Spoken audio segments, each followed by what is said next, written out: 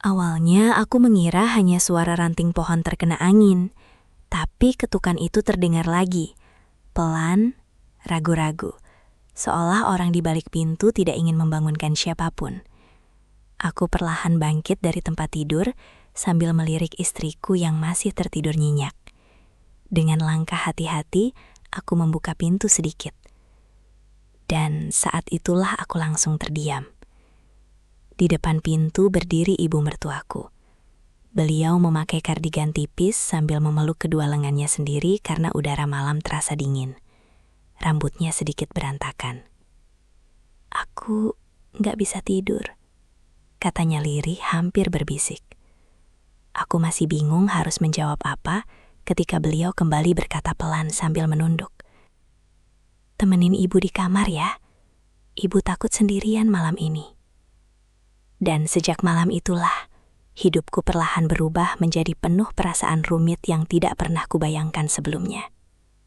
Aku masih ingat jelas bagaimana hujan turun malam itu. Tidak terlalu deras, tapi cukup untuk membuat suasana rumah terasa dingin dan sunyi. Rumah ibu mertuaku memang besar, peninggalan lama almarhum ayah mertua yang dulu dikenal cukup berada. Saat siang rumah itu terasa hangat karena ramai keluarga keluar masuk. Tapi ketika malam datang, terutama setelah semua orang tidur, rumah itu berubah menjadi sangat sepi. Terlalu sepi. Aku dan istriku menginap di sana selama beberapa hari karena ada acara keluarga, sekaligus menemani ibu mertua yang sudah lama tinggal sendiri sejak suaminya meninggal 3 tahun lalu. Selama ini aku mengenalnya sebagai sosok yang kuat dan selalu terlihat tegar di depan semua orang. Beliau selalu tersenyum, selalu terlihat baik-baik saja. Tapi malam itu untuk pertama kalinya aku melihat sisi dirinya yang berbeda. Setelah makan malam bersama, istriku langsung masuk kamar lebih dulu karena kelelahan. Aku masih duduk di ruang tengah sambil menemani ibu mertua menonton televisi. Cahaya lampu ruang tamu yang kekuningan membuat suasana malam terasa hangat, meski suara hujan dan angin dari luar terus terdengar. "Kamu gak tidur?" tanyanya sambil mengecilkan volume televisi. Aku tersenyum kecil. "Belum ngantuk." Beliau mengangguk pelan lalu memandang keluar jendela cukup lama. Tatapannya kosong, seolah sedang memikirkan sesuatu yang berat. "Hujan begini bikin rumah terasa makin sunyi ya," katanya lirih. Aku menoleh pelan. "Ibu takut hujan?" Beliau tertawa kecil, tapi tawanya terdengar hambar. "Bukan takut hujannya," jawabnya pelan. "Kadang cuma nggak suka suasana malam kalau rumah terlalu sepi." Aku terdiam beberapa detik. Entah kenapa, kalimat sederhana itu terasa sangat menyentuh. Mungkin karena untuk pertama kalinya aku sadar bahwa selama ini beliau benar-benar hidup sendiri di rumah sebesar ini. Tak lama setelah itu aku pamit masuk kamar. Istriku sudah tertidur pulas ketika aku berbaring di sampingnya. Lampu kamar dimatikan. Hanya suara pendingin ruangan dan hujan yang terdengar samar di luar jendela. Aku sempat tertidur beberapa saat, sampai akhirnya suara ketukan kecil membangunkanku. Tok, tok, tok. Pelan sekali. Aku membuka mata perlahan sambil mencoba memastikan apakah itu benar suara ketukan atau hanya halusinasi karena setengah tidur. Tapi beberapa detik kemudian suara itu terdengar lagi. Tok, tok. Aku melirik istriku yang masih tertidur nyenyak di sampingku. Dengan hati-hati aku turun dari tempat tidur, lalu berjalan perlahan menuju pintu kamar. Saat pintuku buka sedikit, aku langsung membeku. Di depan pintu berdiri ibu mertuaku. Beliau memakai kardigan tipis warna abu-abu dengan rambut sedikit berantakan. Wajahnya terlihat pucat terkena cahaya lampu lorong yang redup. Tapi yang paling membuatku bingung adalah matanya malam itu. Ada rasa takut dan kesepian yang sangat jelas terlihat di sana. "Ibu," tanyaku pelan, Ada apa? Beliau tampak ragu-ragu sebelum akhirnya menjawab lirih. Ibu nggak bisa tidur. Suara hujan di luar semakin terdengar jelas karena suasana rumah benar-benar sunyi. Aku masih berdiri bingung di depan pintu, sementara beliau menunduk seperti sedang menahan malu. Tadi ada suara dari belakang rumah, katanya pelan. Mungkin cuma suara angin, tapi ibu jadi takut sendiri. Aku langsung mengerti. Rumah tua sebesar itu memang pasti terasa menyeramkan kalau ditinggali sendirian terlalu lama. Apalagi saat malam hujan begini. Mau aku cek belakang dulu? Tanyaku. Beliau cepat menggeleng. Gak usah. Jawabnya pelan sambil memeluk kedua lengannya sendiri. Ibu cuma... Kalimatnya terhenti cukup lama. Beliau lalu menatapku perlahan dengan mata yang terlihat sangat rapuh. Temenin ibu di kamar ya, sampai ibu bisa tidur. Jantungku langsung berdetak tidak tenang. Bukan karena aku berpikir macam-macam, sama sekali tidak. Tapi situasinya terasa sangat canggung. Istriku sedang tertidur di dalam kamar, sementara ibu mertuaku berdiri di depan pintu tengah malam, meminta ditemani tidur karena takut sendirian. Aku sempat ragu beberapa detik. Namun, melihat wajah beliau yang benar-benar ketakutan dan kesepian, rasa kasihan akhirnya lebih besar dibanding rasa canggungku sendiri. Iya, Bu, jawabku pelan. Sebentar. Aku menoleh ke arah istriku sekali lagi yang masih tertidur tanpa sadar apapun. Setelah memastikan selimutnya rapi, aku keluar kamar dan menutup pintu perlahan. Lorong rumah terasa dingin dan sunyi saat aku mengikuti langkah ibu mertuaku menuju kamarnya. Lampu kecil di dekat kamar menyala redup, sementara suara hujan terus terdengar dari luar jendela. Saat beliau membuka pintu kamar, aku melihat ruangan itu begitu rapi, tapi terasa kosong. Di atas meja masih ada foto besar almarhum ayah mertua yang tersenyum tenang dalam bingkai kayu tua. Dan entah kenapa, suasana kamar itu langsung membuat dadaku terasa berat. Makasih ya udah nemenin ibu, katanya pelan sambil duduk di tepi tempat tidur. Aku hanya mengangguk kecil sambil duduk di kursi dekat jendela. Malam itu kami mengobrol cukup lama, tentang hujan, tentang rumah yang terlalu sunyi, dan tentang betapa sulitnya membiasakan diri hidup sendiri setelah kehilangan seseorang yang menemani puluhan tahun. Dan tanpa kusadari, malam sederhana itu perlahan menjadi awal dari hubungan emosional yang nantinya akan mengubah hidup kami berdua selamanya. Malam itu, aku akhirnya keluar dari kamar ibu mertuaku hampir menjelang subuh. Hujan sudah reda, tapi udara dingin masih terasa memenuhi seluruh rumah. Sebelum aku kembali ke kamar, beliau sempat berkata pelan sambil tersenyum tipis. Terima kasih ya, malam ini ibu jadi nggak merasa sendirian.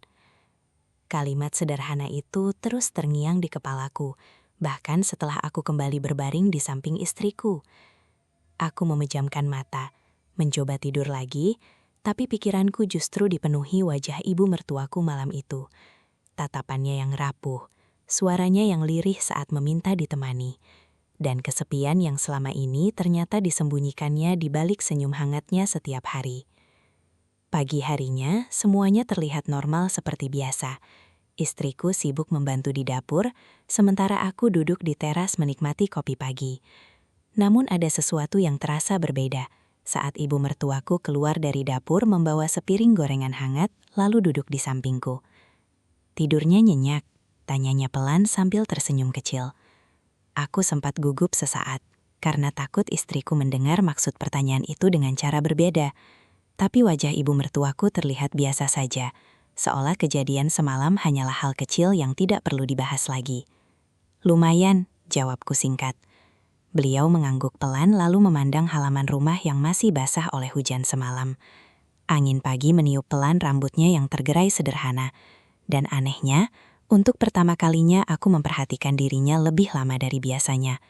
Bukan sebagai ibu mertuaku, tapi sebagai seorang perempuan yang terlihat begitu kesepian.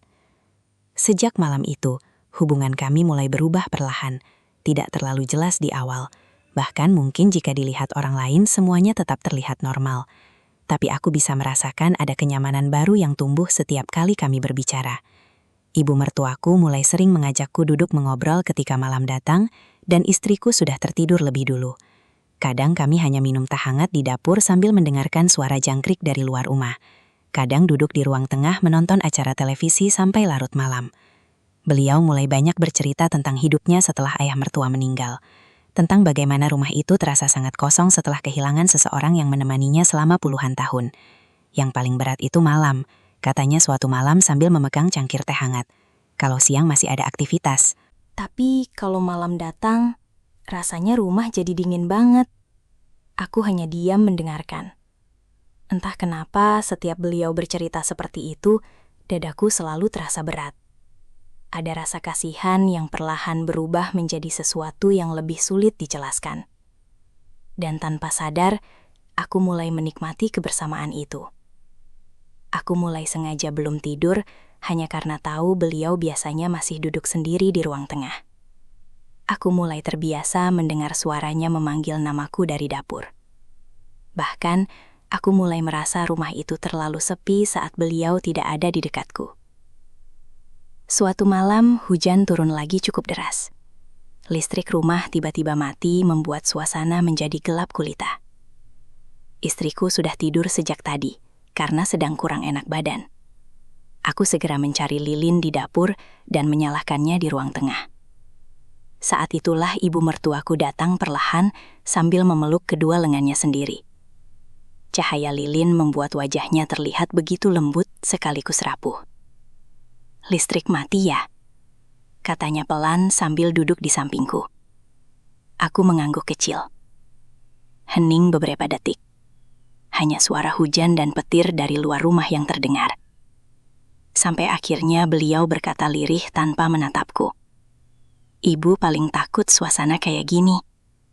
Aku menoleh pelan. "Takut kenapa?" Beliau tersenyum kecil, tapi matanya terlihat sedih. "Takut merasa sendirian lagi." Kalimat itu langsung membuat suasana menjadi sangat emosional. Aku tidak tahu kenapa. Tapi malam itu aku benar-benar bisa merasakan kesepian yang selama ini beliau sembunyikan. Kesepian yang mungkin sudah bertahun-tahun dipendam sendirian di rumah besar ini. Tanpa sadar, aku berkata pelan, "Kan sekarang ada aku sama istri." Beliau menoleh perlahan. Tatapan matanya terlihat hangat untuk pertama kalinya. "Iya," jawabnya lirih. "Tapi entah kenapa kalau ada kamu, rumah ini rasanya lebih hidup." Jantungku langsung berdetak tidak tenang. Aku mencoba mengalihkan pandangan ke arah hujan di luar jendela. Tapi kalimat itu terus terngiang di kepalaku. Dan yang paling membuatku takut, sebagian dari diriku merasa senang mendengarnya. Malam semakin larut. Hujan belum juga reda. Kami duduk berdua cukup dekat di ruang tengah yang hanya diterangi cahaya lilin kecil.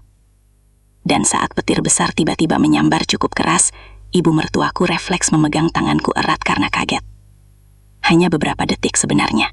Tapi sentuhan hangat itu cukup membuat seluruh tubuhku membeku. Beliau cepat melepaskan tangannya sambil terlihat malu. "Maaf," katanya pelan. Namun justru sejak sentuhan kecil malam itulah, aku mulai sadar bahwa rasa nyaman di antara kami perlahan berubah menjadi sesuatu yang jauh lebih berbahaya. Aku berusaha menganggap semuanya biasa saja setelah malam itu. Aku terus meyakinkan diriku sendiri bahwa ibu mertuaku hanya kesepian dan aku hanya sedang menemani beliau sebagai keluarga, tidak lebih. Tapi semakin aku mencoba menghindari perasaan itu, semakin sulit aku bersikap biasa di dekatnya. Setiap kali mendengar suaranya memanggil namaku dari dapur, jantungku mulai berdetak aneh. Setiap kali beliau tersenyum kecil saat aku membantunya memperbaiki sesuatu di rumah, ada rasa hangat yang sulit dijelaskan tumbuh di dalam dada. Dan yang paling membuatku takut, aku mulai menikmati semua perhatian kecil darinya. Hari-hari di rumah itu perlahan berubah menjadi rutinitas yang terasa terlalu nyaman. Pagi hari aku biasanya membantu membersihkan halaman atau membeli kebutuhan rumah. sementara ibu mertuaku menyiapkan sarapan. Beliau selalu menyisihkan kopi hangat khusus untukku dan berkata pelan, "Kamu pasti capek, minum dulu." Hal sederhana sebenarnya, tapi entah kenapa, perhatian kecil seperti itu terasa jauh lebih berarti dibanding yang seharusnya. Bahkan istriku sendiri mulai beberapa kali bercanda melihat kami terlalu akrab. "Wah, Mama sekarang lebih perhatian sama suamiku daripada sama aku," katanya sambil tertawa saat makan malam.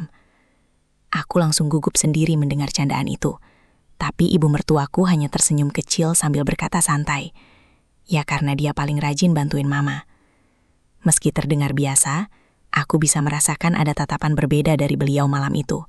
Tatapan yang terlalu lama bertahan di wajahku sebelum akhirnya beliau mengalihkan pandangan pelan. Dan sejak saat itu, suasana di antara kami mulai berubah semakin sulit dijelaskan. Suatu sore istriku pergi keluar bersama sepupunya untuk menghadiri acara teman lama. Aku memilih tinggal di rumah karena sedikit pusing. Hujan turun perlahan sejak sore membuat suasana rumah terasa tenang dan dingin.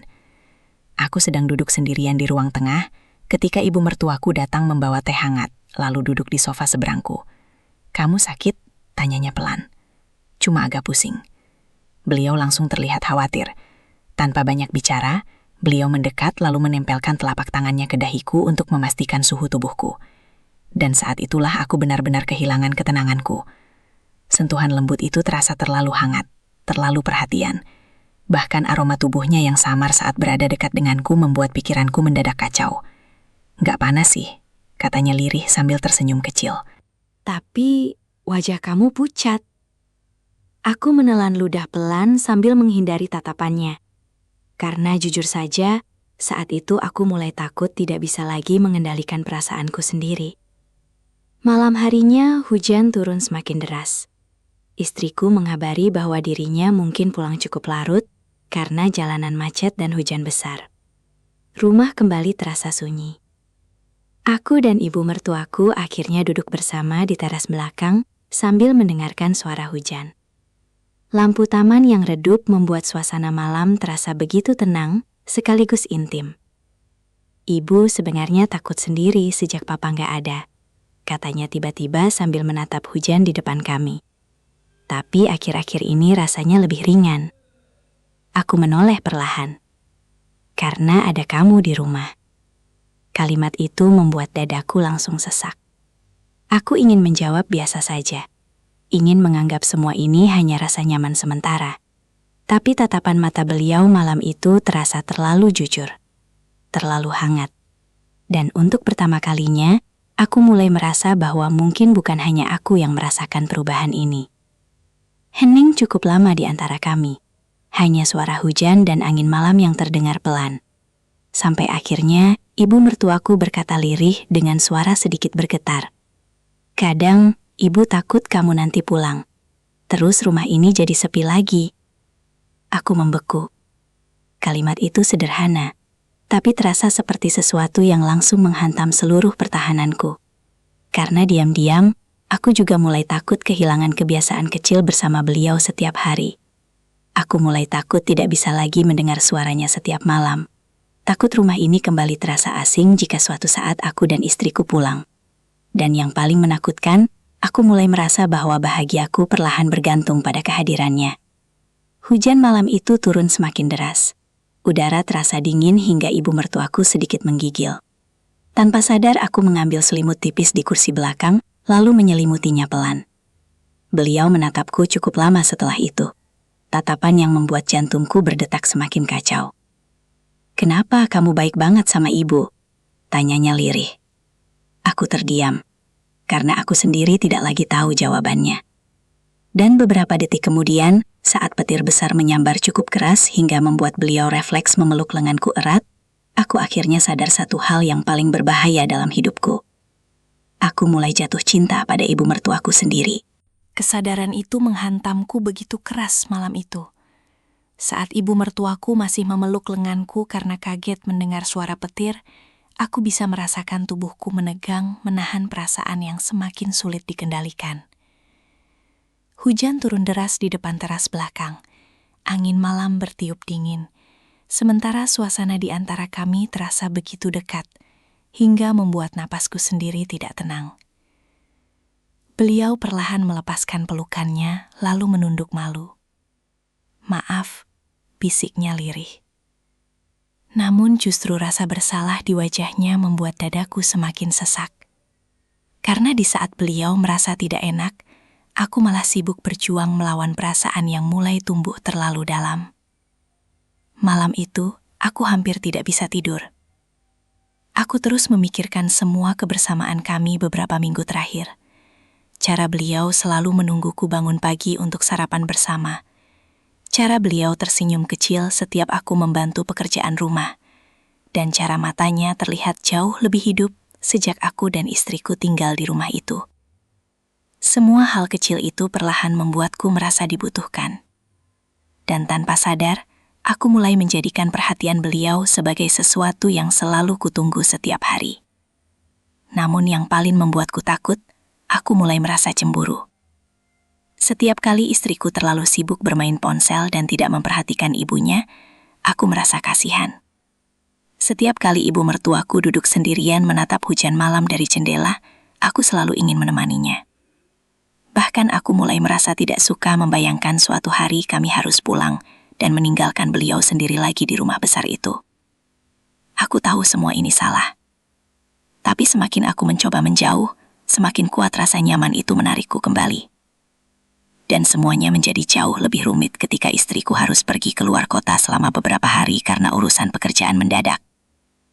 Awalnya aku berniat ikut pulang ke rumah kami sendiri.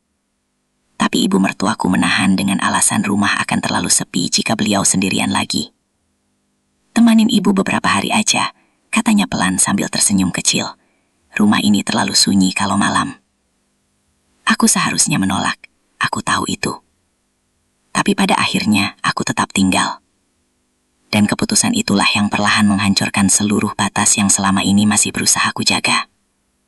Malam pertama tanpa istriku terasa sangat berbeda.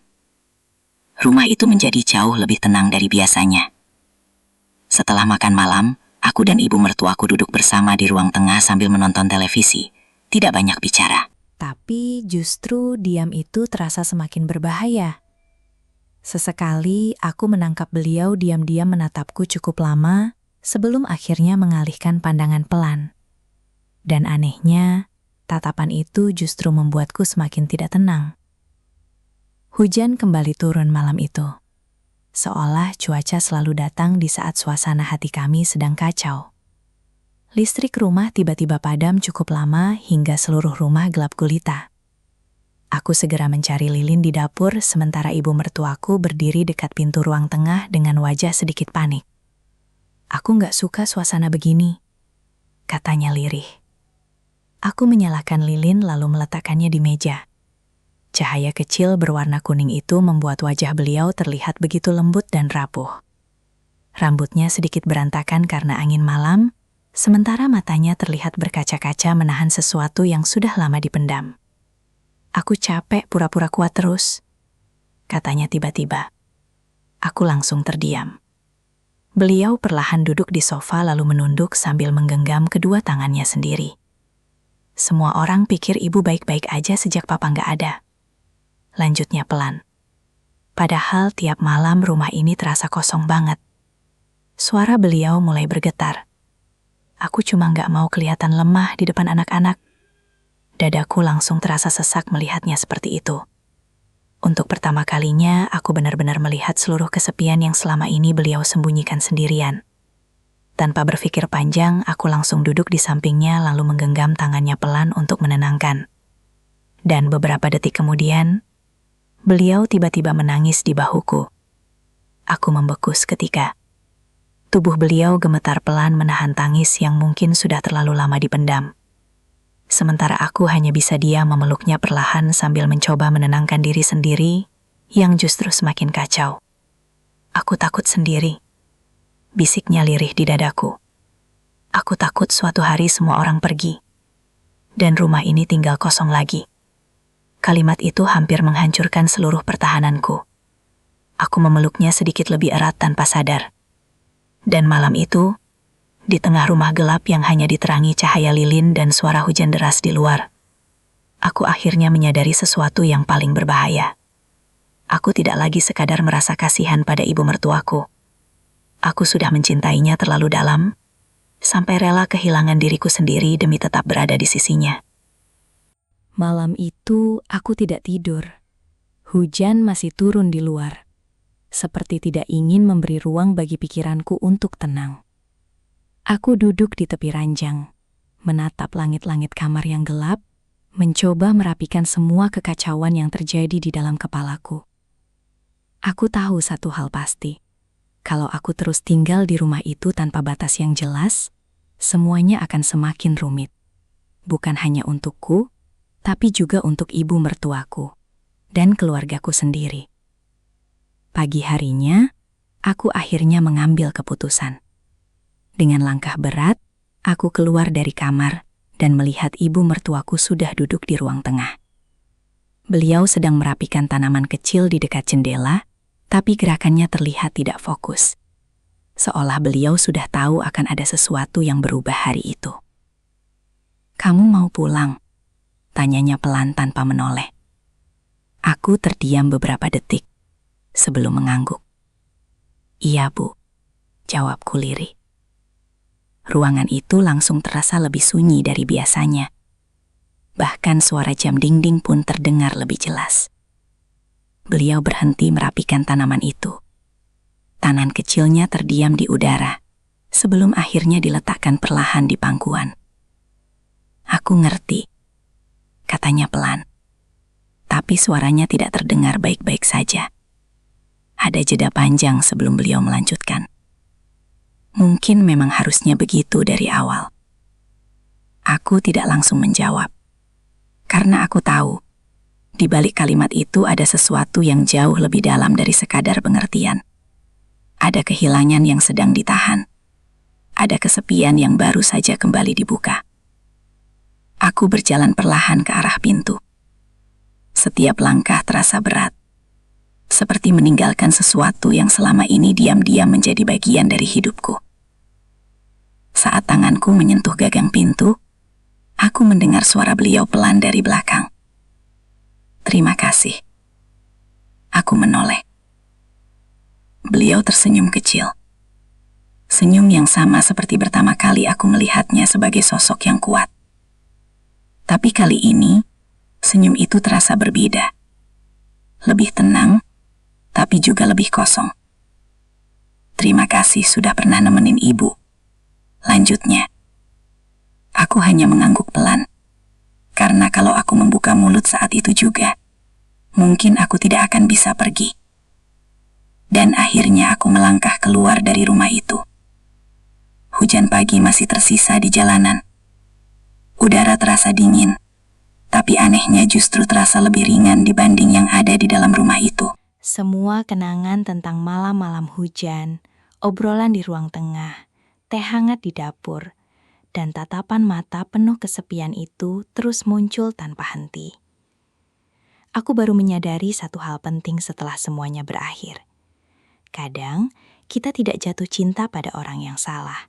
Kita hanya terlalu dekat dengan kesepian yang mereka sembunyikan. Dan ketika kita tidak mampu menjaga batas, kita bisa terseret terlalu jauh ke dalam perasaan yang seharusnya tidak pernah kita biarkan tumbuh. Beberapa minggu kemudian, hidupku kembali perlahan seperti semula. Aku kembali ke rutinitas bersama istriku, kembali ke dunia yang seharusnya. Tapi ada bagian dari diriku yang tidak pernah benar-benar pulih. Setiap kali hujan turun, aku selalu teringat rumah itu. Teringat seseorang yang pernah membuatku merasa dibutuhkan tanpa banyak kata.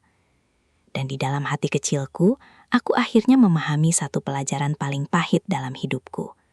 Tidak semua kedekatan harus dilanjutkan, dan tidak semua rasa nyaman harus diperjuangkan. Karena beberapa di antaranya hanya hadir untuk mengajarkan kita arti batas, kehilangan, dan cara melepaskan.